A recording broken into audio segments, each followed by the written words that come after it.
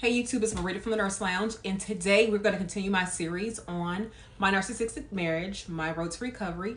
And today we're going to actually talk about emotional IQ. If you want to see what I'm talking about when it comes to the narc that I'm dealing with, stay tuned. All right, we're back. My name is Dr. Marita P. I'm a registered nurse. However, in this series, we're going to actually be talking about my narcissistic marriage. For a disclaimer, I just want to say I am not a therapist. I'm not a psychologist, psychiatrist. I'm not a medical doctor. I'm not a life coach. I'm only here to basically talk about my experiences in being married to a narcissist. And so in this series or in this web video, we're going to talk about his low emotional IQ. And basically what that means.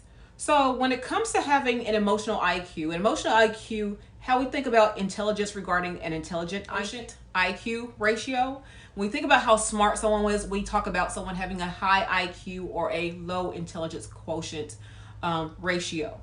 So when it comes to emotional IQ, it's basically a person's ability to govern themselves, remain composed, or lack thereof, depending on what the situation may be, and they have either high or low emotional IQ.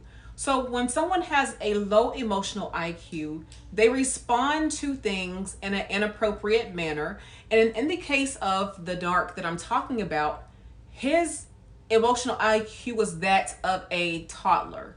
So toddlers, as you know, say 2 or 3 year olds, they tend to throw tantrums, right? And tantrums are very normal for a 2 to 3 year old, and we govern themselves and we try to, discipline or direct them to how they should behave because they're acting appropriate for a 2 or 3 year old. However, when you're 42 years old, you don't act like a 3 year old when you don't get your way. So when it comes to my narc, he would do things like, let's say, for instance, we were talking about the fact that he needed to be at work on time because we were having a discussion because he doesn't know how to do that apparently. And he would get frustrated and literally stomp around the house and slam doors and do things that children do. And it got to the point where even my now 11-year-old was there and look at him and like, what is wrong with him? Why is he acting like that? Why come he didn't just set his alarm to get up and get ready for work like normal adults do? And I'm kind of like, well, I don't know. I don't know why, and this is me discovering him, learning like what is going on with him. Why is he so emotionally like not with it? I could not figure out what his problem was. And it got to the point that even very early on, again, I had a video on red flags, and this is yet another one. When we would go out, people would think that I was his mother. Now, I don't look old enough to be nobody's mama who's 40-something years old when we both the same age, okay? I have a 22-year-old that people don't think I'm her mother. So with that being said, why would you think I'm somebody's mother who's my age? It's because of his emotional IQ, and he has a very low emotional IQ. When you talk to him and engage in conversation, you can tell pretty quickly that something is not at the level at which it should be. And like I said, they act so childlike. They are, is the woe is me mentality, and they're playing the victim all the time, which I'll do in another video of how they do that. But their emotional IQ is such that you are like, okay, who's the parent, who's the child here? It even got to the point when it comes to his parenting skills were so off that he could not even parent what's the word I'm looking for? He could not parent efficiently or effectively because of the fact that the children had higher emotional IQs than he does. And so it got to the point where even because of the emotional IQ, he kind of governed himself as a big brother instead of as a father. And so therefore, the children didn't even listen to him because of course he had a low emotional IQ and could not conduct himself in a parenting role because he acted like he was, 4 or 5. There's times where I remember him and my oldest son would get into it. For whatever reason, they would always butt heads. And when they would get into it, about something that's trivial. Like, prime example. Now, as you know, when it comes to being a parent, typically the parent cooks for their child, right? cooks dinner, lunch, whatever. And so there be times I would come home and I will say to the kids, I say, did y'all eat lunch? And mind you, the father has been here all day with the kids. And he was like, no. My son was like, no, we haven't eaten. Why haven't you eaten? So now I'm asking the narc, their father, why haven't they eaten? Well, he can make him something to eat. He can make all of us something to eat. You know, I don't know why I always got to make something to eat. Because you the daddy. You the one who's taking care of the kids. Not where they taking care of themselves. But it got to the point, to be honest with you, where my kids were taking care of themselves. Like, I had an adult in the home, but I would have to leave food to the point where I would leave food that he could microwave or sandwiches that he can make. And it even got to the point in time where I even taught him how to cook a few things. Cook chicken nuggets, cook hot dogs, cook them some snacks and things like that, as long as an adult was home and where he could use the oven. Because, I mean, otherwise they wouldn't eat, because they would get into it about who's going to cook who, because of the fact that he feels like he should be cooking. He shouldn't be cooking for his kids. He acted like he was the child, and then my son was the adult. And honestly, it got to the point where mentality-wise, my son's emotional IQ has exceeded his father's. My oldest son. My youngest son is only 8, so he acts accordingly to an 8-year-old. And I would have to say the narc acts accordingly to a 3 to 8-year-old, depending on what we're talking about. And there's sometimes he acts like he's 18 years old too. So emotionally, IQ and just kind of where he is very, very, very low.